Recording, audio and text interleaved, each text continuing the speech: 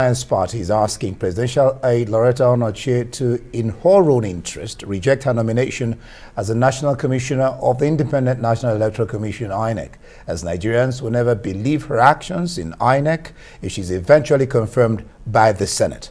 Action Alliance National Chairman Adekunle Omoaje, while briefing the media in Abuja after the party's NEC meeting, also urged the public to disregard allegations of a faction in the party being peddled by an expelled former AA National Chairman Kenneth Udeze and his former executive. The National Executive Committee of the party also passed a vote of no confidence on Omoaje and the National Working Committee of Action Alliance. She's a former member of APC, and now she wants to be an umpire. How can it be fair? That is the moral aspect of it. If I were her, I won't take that kind of a position. Because even if you are trying to reform something, if you have the idea, you have the capacity and capability to turn something around, they will still not praise you for that. Very simple thing. If somebody said that he had judgment that reinstated him to be the national chairman of our great party, why can't he just give the judgment to the press? Let them have the copy. Or publish it. Or publish it. In National Daily, where he was declared or any order was issued to him. Why we waited so long for this man is that in politics, we so much believe that you can be friend today and be enemy tomorrow, and enemy tomorrow, friend, you can still be friend. We waited until we now see that this man has turned this thing to business, to be extorting money in the name of this party, which we cannot tolerate again. All right. Yes, indeed. We're joined now by political editor Sumner Sambo. Sumner, let's begin with this Action Alliance passing a vote of confidence. On the leadership of the party.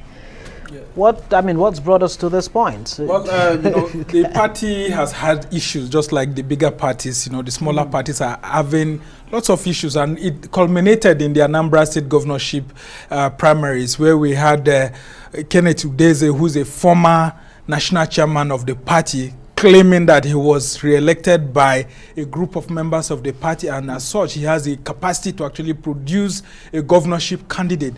While this with other group that is recognized by INEC, led by Adekunle Omoaje, who is the one that is recognized by the Independent National Electoral Commission, came out to say that, look, that recognition that was being given by the media to Kenneth Udeze faction is not true, that there's no faction in the party, and then that he continues to be the leader. And then today there was a National Executive Committee meeting of the party, and then of course his leadership was endorsed and a vote of confidence was passed on him.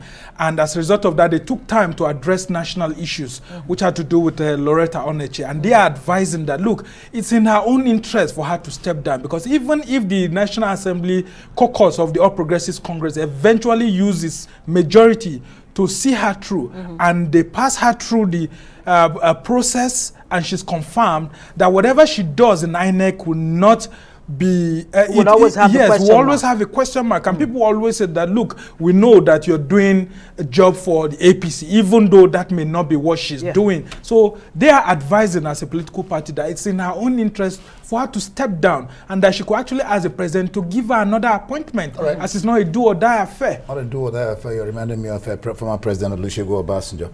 All right, let's talk about this imbroglio with PDP and APC. PDP wanting to take APC to court on Matawalle's defection. What can you tell us about it? Well, the good thing is that the president received these two governors that have recently defected to the APC, and we were actually surprised with the words being used by the president. I mean, these are, yes, for Zamfara, it's understandable for the president to have been using those choice of words, that there are people who accept them easily, because it would have been difficult for Governor Matawalle to actually win another election if he didn't defect to the APC, because it's been very difficult for him. But if you go to Cross River, I don't think it's the same thing that Governor Ayade will be saying, because Cross River has traditionally been a PDP state, and so it's going to be very difficult for the governor. The governor has to do a lot to win the confidence of the people that APC is an acceptable party, and that whoever is going to succeed him from that party will eventually win.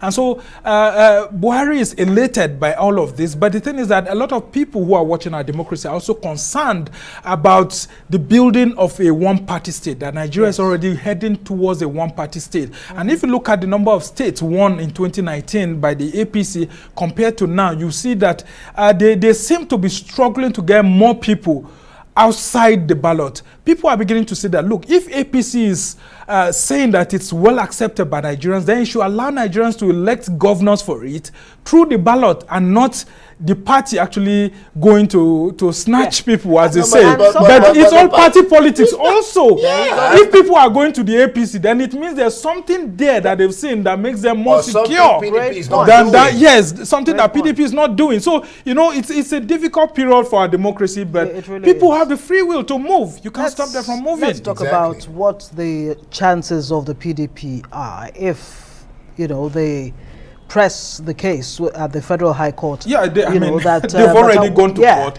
The deputy is already positioning himself to harvest from that, from a potential victory. Isn't there precedence with the Supreme Court ruling in the James Faleke INEC case in 2014? There could be a precedent, but this is a kind of a very special case, a very touchy case, because the thing is that if you look at the foundation of this case, you see that just like it happened in 2007, where the courts actually ruled that is the party, in the case of Chibuike Rotimi Amechi, where it ruled that is the party that harvests. But in this instance, what do you now say for the APC that was not deemed to have been part of that election at all? And then this same governor now moving to that party. So what do? It's a tricky situation, and it's only the Supreme Court that will tell us what will happen at this point in time. But it's right that PDP is going to court to test this matter rather than resorting to the streets or causing chaos in the state. But you can see that even the deputy governor of the state was well received by supporters of the PDP in that state, meaning that the PDP is still somehow popular.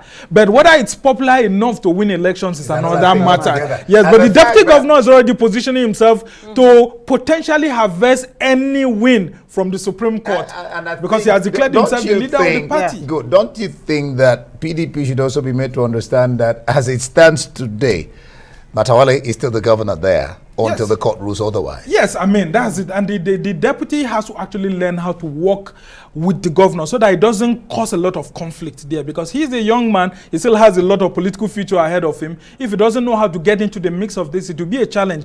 Good enough to see that his father, General Liu Gusau, who, I mean, was former NSA, is helping to guide him throughout this. When he came into the state during the weekend, the father and other top elites of the PDP, I'm very sure the father will guide him very well into these murky waters, because if he decides to buy a fight with the governor, I can tell you to be very difficult for him. And well, the real important issue is how much of all of this politicking and politricking has to do with the interest of the people.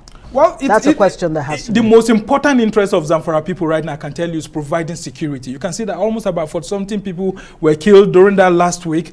I mean, the real people on the streets are not talking about politics, because it's not yet time for politics. They're talking about security. They want governance. They want food on their table. But politicians, of course, always thinking ahead of time, being strategic, are already thinking towards 2023. And so it's left to be seen if even the people want to reward the governor with the second time, when his priority should be a security. Thank you so much, our political editor there, Sumner Sambo.